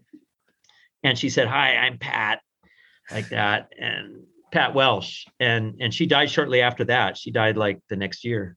Oh my goodness. So what was it like meeting Princess Diana and Prince Charles? That was really special. It was really nice. It was really nerve-wracking that they had a formal lineup, and it was the first time I ever shaved in my life. And I was there with my grandma. My grandma was British, and so I brought her to the premiere, and so she couldn't help me shave, and so I was trying to shave, and then I cut myself, and then I get there, and we were standing at the very end of the line. It was like Steven, me, Henry, and then Drew was at the very end. And so I was like standing there all like, nervous and everything. And Steven said, "You're slouching. Stand up straight. You're slouching." And then I said, "I'm nervous." And he goes, "Well, he goes, just look at Harrison." Because Harrison was there with Melissa, who was like about 5 people down the line. And he said, "Just look at Harrison. He's done this like 5 times already. Just do whatever he does." So when it came time, I don't even remember like shaking their hands or anything. Wow. But then it was really neat because afterwards, when the credits were still rolling, they hustled us out of the theater, and we didn't know this was going to happen. But they said that Prince and Princess would like to have a private word with you. And so they brought us to like this little area in the theater, and she had to sneak out because she had to fix her makeup because she was crying. And so we had a nice little informal meeting where I got to chat with Prince Charles, and I didn't really talk to her much, but she was like just gushing, and she was, Oh my goodness. she was really, Drew was so cute, and she was like just, gushing over Drew and everything. But Charles was like really charming and really nice with me. He was saying, "Well, I actually laughed so much I cried." And I was I have chills right now just hearing Yeah, about it was Princess nice. Diana. Wow. That photo nice. of all of you guys meeting them too is so iconic too, I feel like. She had just had a baby the week before, and all of the British tabloids were going on about how she was anorexic because she was so skinny and everything. I was like, at that time, I had never met a more beautiful woman. She just radiant, I guess is the word. Now, I just at the time was just awestruck. That's incredible. Well, going back briefly to the ET production, do you remember the first time that you saw the ET figure? It was the scene where I first see him in the movie. That was another rumor I read online. I wanted to ask you about that. That's what, yeah. And wow. Henry was so good because they swore him to secrecy because he had already been filming with it for, all the scene. It was chronological. He was filming all those scenes that happened before he shows them to me. So I was like grilling him. What is it? Because all I had seen, and this was really sad, was all I saw was the thing in the basket, which to me was not. I saw that and I go, uh-oh, like, is this what it's gonna be? This like rubbery. It looked so fake, and oh my god, it was just the face wrapped with blankets, so you couldn't see anything around it. And I was like, oh no, we're gonna have to act with this like rubber doll. Like, is it gonna be? But Henry was like, he wouldn't tell me what it looked like exactly, but he just said it looked real and it looked alive. Wow. So when I saw that's it your genuine reaction. Yeah. It's everything you saw that it did, I saw. Wow. So everything, there's nothing that was added later, no effects added post-production, that everything it could do, the head moving up and the eyes dilating and the different 87 different movements in his face, all that, they could bring him to life. Was that also Drew's first reaction? She thought it was real. She really thought they would actually make him come to life. They would actually make him come to life in between scenes, and she would go over and talk to it. And they wouldn't talk, but they would have it react to what she was saying and like nod its head and stuff. Steven would like nudge there was like 5 guys that worked it, like a bunch of puppeteers, and they were in another room. But he would see Drew talking away, and then he would like nudge him, and they'd go and like make it react to her. Oh, that is so sweet. Hoping you can clear something. So when we were doing the first part of our episode, we wondered, in Elliot's room, he's in a bunk bed, and the dog Harvey is on the bottom bunk. Is that Michael's bunk, or is that bunk for the dog? No, I had my own room. I knew it. Yeah, I had my own room that they don't show in the movie. There was no scenes filmed in there, but there was like a separate room in the house. It's funny because we never filmed in the actual house. The only scene we filmed in the actual house was in the garage. The scene in the garage where we're going through our dad's things. Yeah. And I think Dee filmed a scene where she's coming down the stairs in the actual house, but they modeled the inside on the soundstage at exactly like the original house. So down the hallway, there's the bathroom, there's the mother's room, which they did film in. They filmed a scene that they cut out where E.T. goes and puts a Reese's Pieces on her pillow. Oh. But they did not ever film any scenes in what was they never even built my room. My room was down the hall. No, because we had a theory, because I said, oh, it's so sweet. You know, you can tell Elliot loves animals and creatures and he's so lonely. See how his dog is sleeping on the bottom bunk. And then Greg thought like, oh no, that's just Michael's bed. And You know I was what? like, It could have I don't been think that. so. It could have been my bed I outgrew because Maybe. I was 10 when he was 6 or something like that. Like it could have been we had bunk beds and then I outgrew it. Nobody's ever asked that. That's an interesting question. Nobody's ever asked about that. Oh, I really love dogs. That is interesting though. I have to ask. I'm going to bring it up next time we do something. I'm going to ask Henry about it please do. That would be great. I'm going to see him. I think I'm going to see him in 2 weeks. Oh wow. So what happened for the 40th anniversary? Was there any celebration or?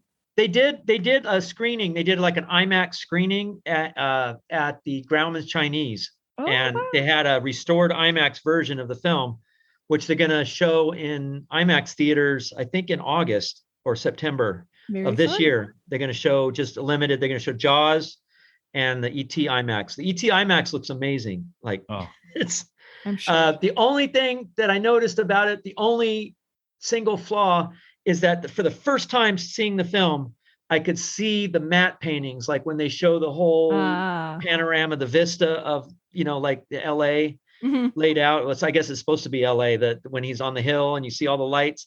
Yes. The IMAX is so good. The 4K on the IMAX is so good. I can see the, the strokes, the brush strokes on the matte painting. And that, I've never noticed that before, but. Wow. It's still, in my opinion, at least, it still beats CG. I mean, I'm not like, bemoaning CGI. I think it's still an important tool, but there's something to be said for the artisanry of just like physical handwork. That's just like really beautiful.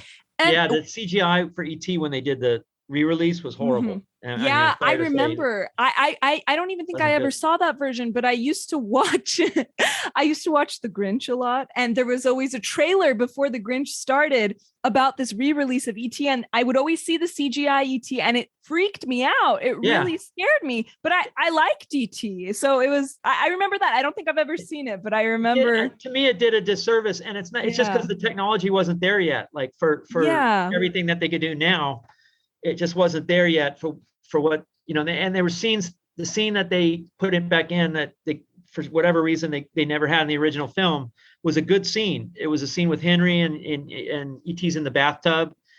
But the CGI ET just looked so fake, that I think they went back and went with the original version just because people were more happy with that.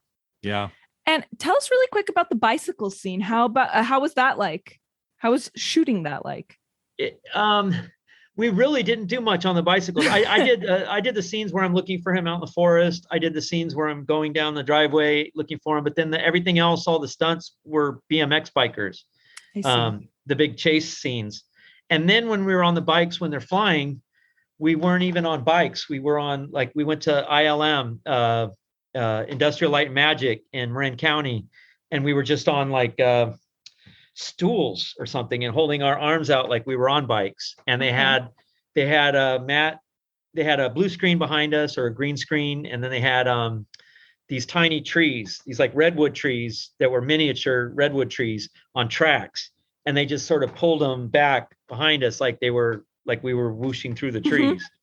And really that's all we did. I mean, everything else was either models they had, or the stunt riders. Wow. Well, it looks great. It absolutely holds up. It looks timeless, honestly. I can't get over though, because it's mainly because of because your emotions are with the film, so you're gonna overlook anything. But it always gets me that nobody can tell that Elliot is a foot taller. The guy playing Elliot on the bike, when he's getting in the stunt, is like a foot taller.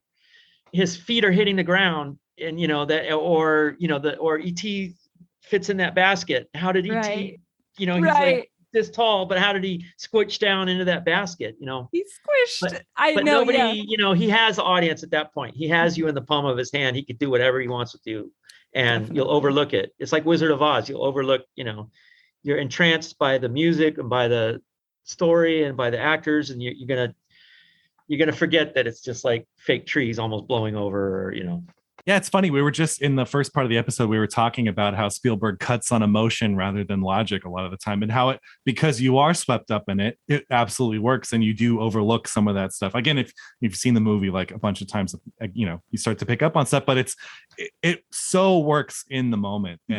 And the music, especially too. The music, one of the all-time great movie scores. Of course. I just rewatched The Firm, and I never noticed that the music is entirely piano in that movie, and it's just such a great soundtrack. And that's one of my favorite movies that I think holds up. Who did the music for that? I forget. I don't know, and that's what I got to find out. I'm not sure if it was Ry Cooder does guitar though. It's just a real nice, like sort of a Memphis style blues piano throughout, and there's no other orchestral music. There's popular music at one point, but there's no other. It's just really impressive. Oh, I love it. Yeah, there's something to be said for just the minimal one instrument score. Like you think of the Neil Young score for Dead Man, or like you're saying, Ry Cooder for Paris, Texas, or something. Ry Cooder, yep. Yeah. For that. And then the guy from Radiohead, Johnny Greenwood, is great. Oh my God. He's one of my favorites at the moment. I'm a huge Paul Thomas Anderson fan. Yeah. Yeah. Me too. Now I was already since Boogie Nights, but then he complimented us on ET. So he said I was a special sauce or something. He said the three kids were the special sauce of ET. I'm like, and mentioned us by name. So I'm like, okay, that's nice. It's really true too. I like him a lot. So I like him more now. You guys are the most, I mean, again, child actors, there's a whole range. Like there are good child actors. I feel like that's few and far between. There's a lot that are like pretty good, and then there's some not good ones. But the fact you, Drew, and Henry are all so special in this movie, and you guys carry the movie. It's the heart of the film. And I mean, it's just, what was it like? What was it like filming the goodbye scene where you guys say goodbye to E.T.? That was rough because we'd already filmed the hospital scenes, which was really rough. And then knowing that when we were filming those scenes, we were basically knowing that we had like a week left of filming. So it wasn't just goodbye to E.T. It was goodbye to Henry. It was goodbye to.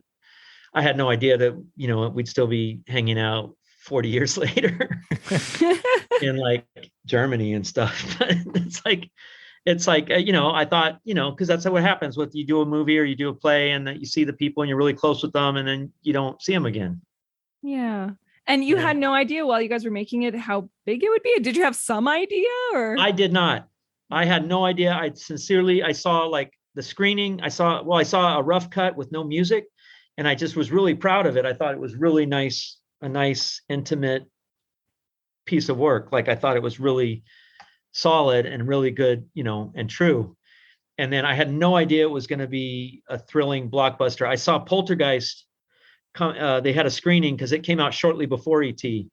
And I saw a screening of Poltergeist with a test audience where I just said, this is going to be the biggest hit of all time. I just said, this movie's going to be like, but then I saw E.T. with the music and I thought, I was thrilled. I thought this is special, but I still didn't think that it was going to be like, past Star Wars or anything like that.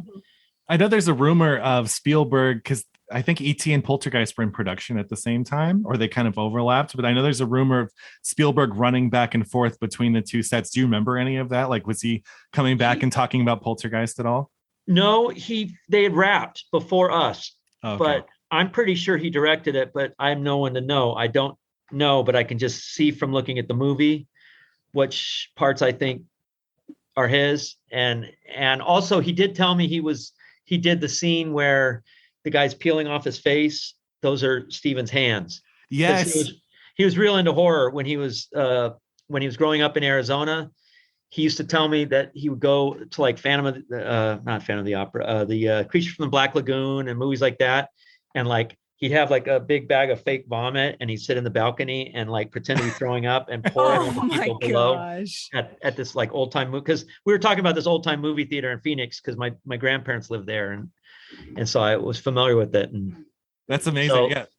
He was and he did a horror film that no one saw. I've seen it, but it's like, it was a TV horror film. It was pre-Jaws, right? Pre-Jaws, post-Duel. And so that's worth trying to track down if you can find it. It's a really creepy horror film. It's like a haunted house film. Oh, I'd love to see it. Yeah, I know he started his career on the Night Gallery. Yep. But it was a neat like a twist episode with Joan Crawford. Yeah. And it was like that was his first directing job. It's so funny because as a kid, because Poltergeist strangely was rated PG. I think they might have reverted. It might be R now, but at least when I was growing up, it was PG. So I saw it as a kid. And that scene where he tears his face off was the most traumatic thing I'd seen. And later when I found out that those were Spielberg's hands, I felt betrayed, but also comforted. I was like, oh. Yeah. But, no, he was real into that. I mean, it was like, that was his crack at a horror film. It's a damn good one too. Okay. E.T. comes out. E.T. is this huge success at the time. It's the highest grossing movie ever. So what did it feel like just in the post E.T. world? Like it's out, it's this huge success. What was that like? It was kind of crazy. Well, because I wasn't around. I was doing another movie in Vermont called I Am the Cheese, filming that the summer that E.T. came out. Oh, got you. Yeah, I wanted to talk to you about that. So I was like kind of like away from the hype, and like I did see it in a theater in Vermont, in Barrie, Vermont, which is like a really small town. I saw it, not opening weekend or anything, but like somewhere along the way I saw it. And the theater wasn't even full or anything. It was just like a little theater. And halfway through, this like guy looked at me. He was with his son, and he said, "You're the guy in the movie. What are you doing in Barrie, Vermont?" He's like, "What the hell are you doing in Barrie, Vermont?" And I'm like, "Well, I'm filming another movie." It's like, but it was kind of I was not exposed to it, the initial hype, but then when I went back to high school, it was kind of crazy. Oh, I'm sure. I started high school that September. So it was a little bit nuts. Right. I can only imagine. Yeah, I want to ask you about I Am the Cheese. I saw that this week. It's kind of hard to find, but I saw there's someone has uploaded it on YouTube. I watched. Yeah, it's on. I always tell people just find it on YouTube. That's the easiest way. It's funny though. It ends with the end credits song? Someone put the Rick Astley song, and They're Never Gonna Give You Up. I was like, I'm pretty sure. No, that's not the original song. It was. I really enjoyed the film, and honestly, such a great showcase for you and your talents. And I think, I got in trouble for that film. Did you? I mean, during the filming, there's a scene where I walk in and there's like a piano. I'm walking into the Cynthia Nixon plays my girlfriend in it. And I'm walking into her house and there's a piano, and I just snuck it in, but I played the 4 bars from Close Encounters on the piano. Oh. Yeah. And nobody knew. And then they got to the sound editing. The director's like, "Why did you do that?" He's like, that cost more than the budget of the movie. Oh my god! The entire budget of the movie we would have to spend in order to just include that in the movie. I didn't know. I thought just 4 bars. Nobody's gonna say anything. That's so funny. The movie has a real. I don't know if you've seen the Sidney Lumet film "Running on Empty" with River Phoenix. And, I never did, but yeah, you know what? Judd Hirsch is in that, right? Yeah, and it reminded. I Am the Cheese reminded me of Running. I Am Cheese came first, but I know it's based on a kind of a beloved novel too. But you really carried that movie, and they got you on another bike in the movie too. Yeah. After that, I said, "That's it. No more bikes. No more bikes." I've stayed off bikes ever since then. Oh, really? It's a really nice little movie. It has nice it's dramatic and it's kind of somber, and it's just I love those kinds of movies. It's intensely character focused and it's low key and it's just quiet. It's really lovely. Thank you. It was hard for audiences to understand, I think, partly, and then they added narration and that didn't make it any better. It's like, so I'm glad that the version of the movie that stands now has no narration, and sort of like Blade Runner, where they put the narration in and then they decided it's better without it. Absolutely. Well, so first of all, I guess because you have kids, did you show them E.T. when they were growing up, or was it like not a thing that was even? Well, my oldest is 25 now, Noah, and he's in Arizona, but I held off on showing it to him, because he was like 5, 6, and little kids would get scared when they see the movie for the first time. Yeah. And then it kind of worked out where the first time he saw the film was at the 20th anniversary when they had the live orchestra and everything. Wow. So that was nice. It was like I took Wow. him to see the film for the first time, and it was in a big movie theater with John Williams was conducting the orchestra, and That's incredible. kind of crazy. Wow. So then my other kids, I have 3 stepsons, and they've all seen the movie. One is like, he doesn't like to see people he knows in movies, including his mom. My wife, my wife, Bianca Hunter, is an actress as well, and she was in like The Fighter and Bad Lieutenant, and a movie I love called Trees Lounge. The Steve Buscemi movie. Yeah, she's in that, which is weird because it's like I actually went on a date with her back in the 80s. I went on a blind date set up by Drew Barrymore's mom, because Drew was close with my wife, with B, when she was 14, 15, and Drew was about 10. And but she had a crush on me from the movie, so she kept begging Drew's mom to set us up. And then finally I came to New York when I was doing the Henry V, when I was 18 and she was 16. Or no, I was probably 19 and she was 16. Anyway, so she said, okay, I'll let you, like, finally, you're old enough that I'll let you go on a date with them. So I just took her on a date to the movie and put her in a cab, and then that was it, like one blind date. And so then years later, I watched Trees Lounge, and I kind of had a crush on the actress that was in the one scene in Trees Lounge where there's a scene where they have a party. Steve Buscemi and Mark Boone Jr., and they invite these 2 young girls back to their house. And one of them is Chloe Sevigny, and one of them is my wife. And then my wife's like doing the twist and stuff. And I said, she's cute, I like her. And so, but I had no idea it was the girl I'd actually taken out. Oh my gosh. She was like, 10 years older, 15 years older, and looked completely different from the young girl I took out. And so then anyway, we reconnected back, 20 years later. That's amazing. That's a great fate. meet cute. Yeah. That's a movie I recommend, though. That's one of my favorite movies. Trees Lounge. It's really good. Yeah. It's got great actors. It's got a great cast. I mean, a lot of New York actors. Kevin Corrigan's in it, and Carol Kane. Just a great cast. Absolutely. So Robert, I mean, Greg and I kind of discussed this earlier. E.T. and so many other of Steven Spielberg's high concept movies, they're so special. And I think that it's interesting to look at them, and maybe it's not right, but we can't help but compare them to like the blockbusters we have now. Probably not right to do so, but we just can't help it. What do you think like the 80s and 90s had that we just don't have now?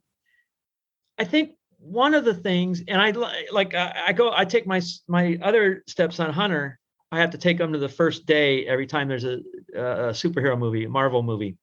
So I love him.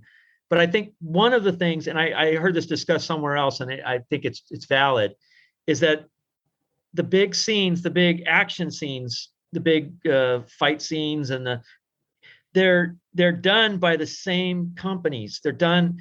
The science, the special effects, the sequences are done by the same company, so they all look the same.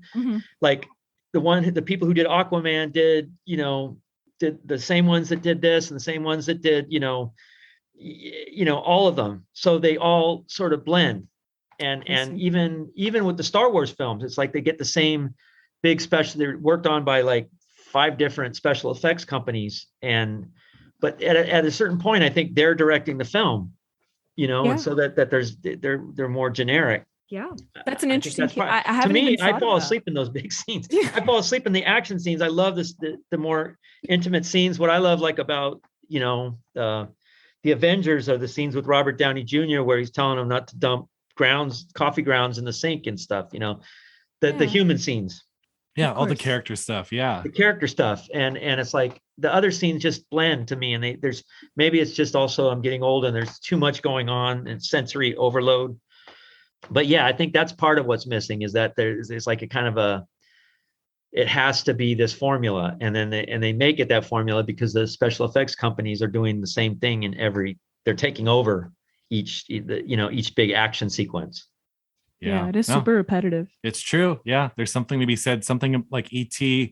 is so streamlined and focused and character centric, and I think that's why it works so well. It's just And from start to finish. Yeah. He was just such a, at that point, he was just like, like not necessarily editing while he was filming, but I mean, he had storyboards, just very basic storyboards, but he was just so efficient it came in under budget, under time, but he knew what he wanted. He knew what the effect was that he wanted. So he didn't film like 100 takes of something. It was like, one of his special takes, and then like, basic coverage, and then, a couple close-ups, but nothing like he didn't go overboard with, he knew what he wanted and he knew how it would come out, how he could get it done.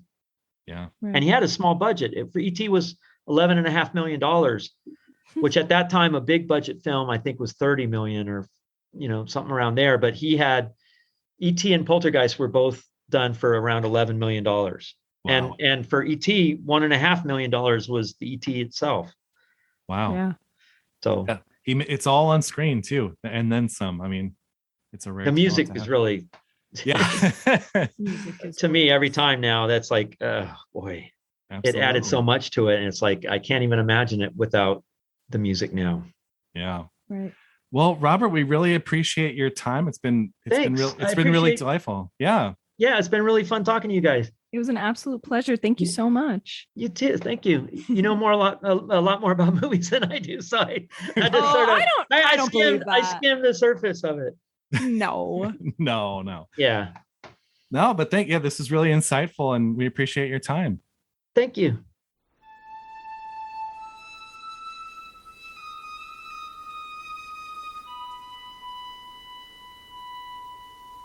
Well, that was so fun. Yeah, what a sweetheart. He's great. Yeah, that was super insightful. He cleared some things up for us that It was a Mythbusters, but ET version. Mythbusters. Anyway.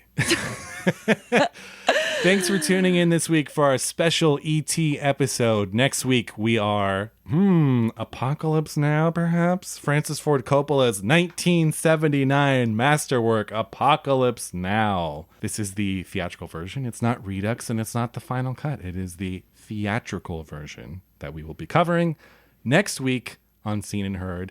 Until then, I'm Greg. I'm Jackie. And I hope you all have a great week. Bye.